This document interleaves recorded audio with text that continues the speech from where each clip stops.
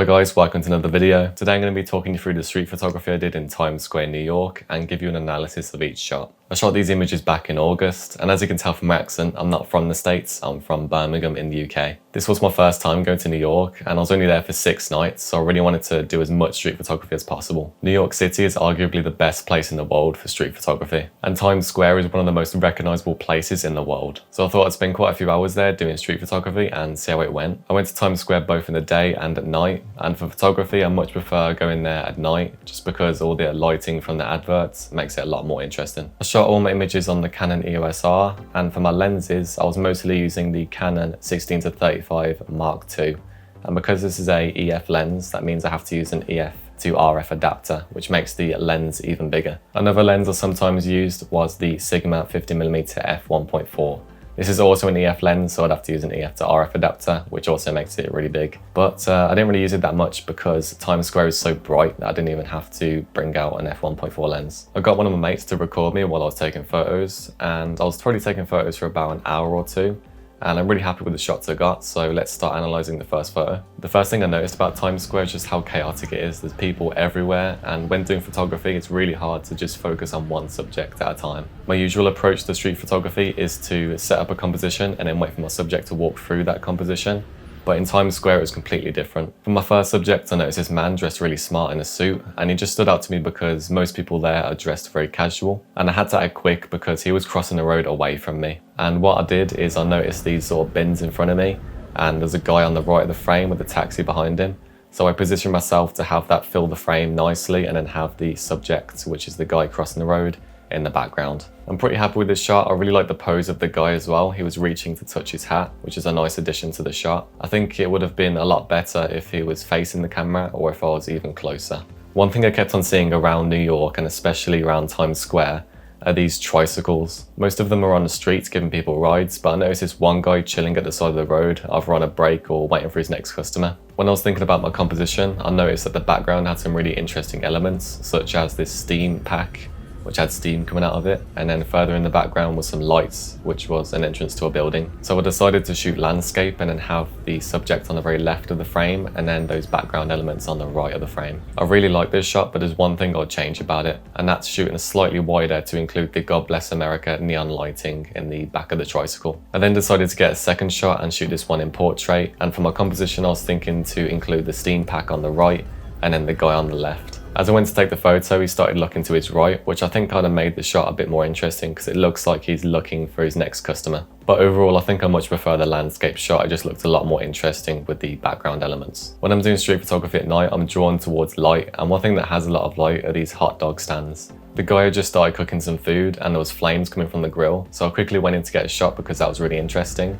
And as I went to take the photo, he made eye contact with the lens and he didn't look very happy. I like my shots to be very candid and natural, and having the guy look into the lens kind of ruined the shot for me. However, I still really do like the shot, and I think it looks really interesting with the flames coming up. Right after I took that shot, I noticed the guy was smiling, so I just went in for a second shot and got closer to get a photo of him smiling. I feel like I rushed this shot quite a lot and I could have composed it a bit better.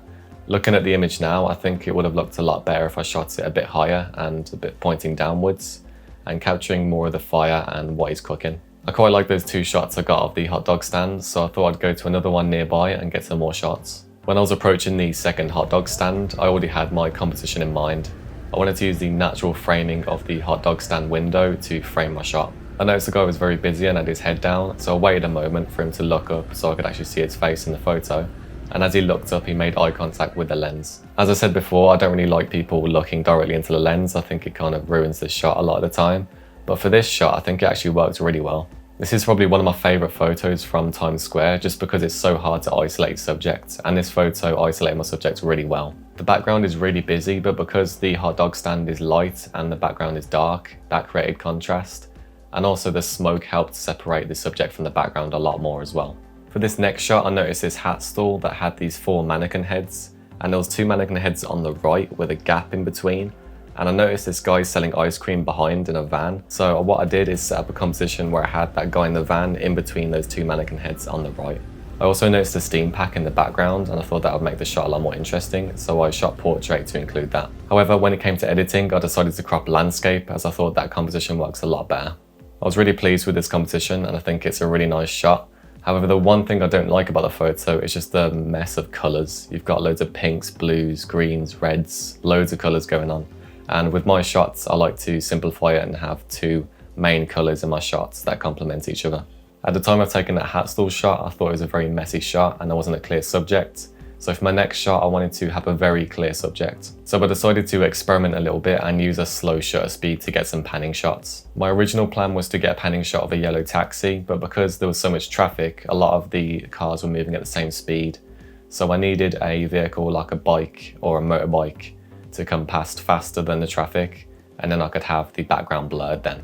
I waited quite a bit, and after a while I had a motorbike in the distance, so I got my camera ready. And as it passed me, I held the shutter down and took as many photos as I could.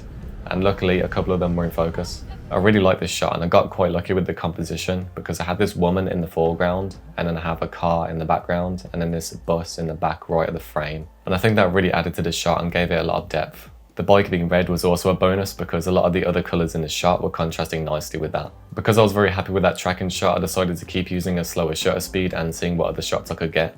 I noticed this shopkeeper very bored on his phone, and what I decided to do was use his shop as a natural frame for my shot and then use my slow shutter speed to blur people walking past. I think the slow shutter speed worked really well for this shot because the guy is very bored on his phone. It looks like he's not getting a lot of customers, and the slow shutter speed blurs people walking past, which makes it look like they're not interested and it looks like the guy's not getting many customers. I stood there for quite a while and took a lot of images just because I really liked that shot. And I cropped them quite differently when it came to editing. So yeah, let me know which photo you prefer. Personally, I think I prefer the one that uses a natural frame and is in landscape. I really wanted to get a picture of someone interacting with a hot dog stand, and I noticed this guy just bought a hot dog and started eating it outside of the hot dog stand. So I quickly snapped a shot and tried to include this American flag in the top right of the frame. However, I feel like the composition is a bit weak. There's quite a bit of negative space above the guy. And the guy is quite dark in the shot as well. He should have stood closer to the hot dog stand. Obviously, I can't move him. I'm just taking candid street photography shots at the end of the day. I took a quick break from the hot dog stand shots and focused my attention on this bin lorry that was coming down the road.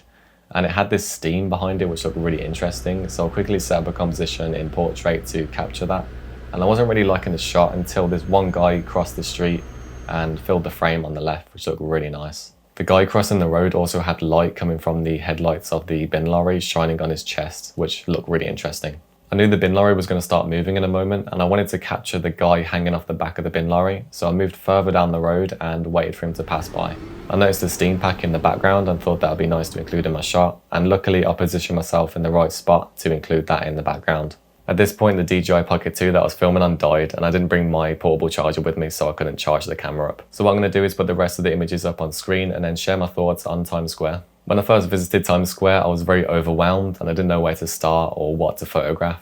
The place is really busy, it's got advertisements everywhere, lights, it's just really overstimulating. So if I wanted any good shots, I had to go in with a process. What I decided to do was focus on areas that had light and smoke because these elements made it a lot easier to isolate my subject and make a clean shot. Another way I isolated my subject was by doing panning shots. I also just kept an eye out for interesting characters and subjects as I was walking through Times Square. Instead of going in like a maniac and trying to photograph everything, I tried to slow down and think about what shots would be good.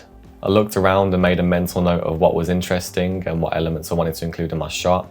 And I also focused on interesting characters and subjects. There's almost always something to photograph when you're in Times Square, which makes it good for street photography, but also bad.